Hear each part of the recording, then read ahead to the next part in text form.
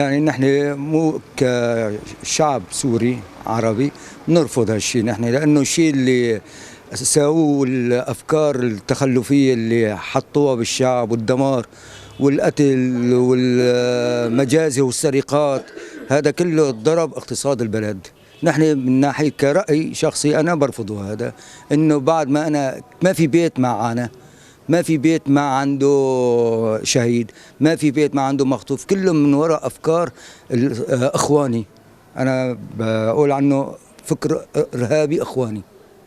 أنا من ناحية كرأي شخصي أنا مرفوض هذا، أرجع أمد إيدي مع إنسان دمر وسرق وخرب وقتل وحط فكر، زرع فكر صهيوني. أنا بشوف إنه تركيا ما خاش ترجع تيجي لسوريا، مستحيل مستحيل. يعني دمرت حياتنا، دمرت بيتنا، دمرت جوزي، دمرت أولادي. لو ابني عندي شهيد أنا من ورا التراك.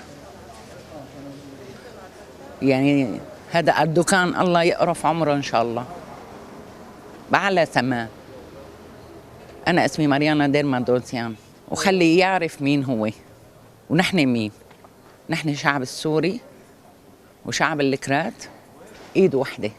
اسباب كتير عمل، شو خرب الدنيا يا عمي، طفشنا ببيوتنا، وهلا بالاخر رجعنا بالامان ومع اخواتنا الكرات. نحن ما بدنا الشر، خليه يروح الشر من عنا.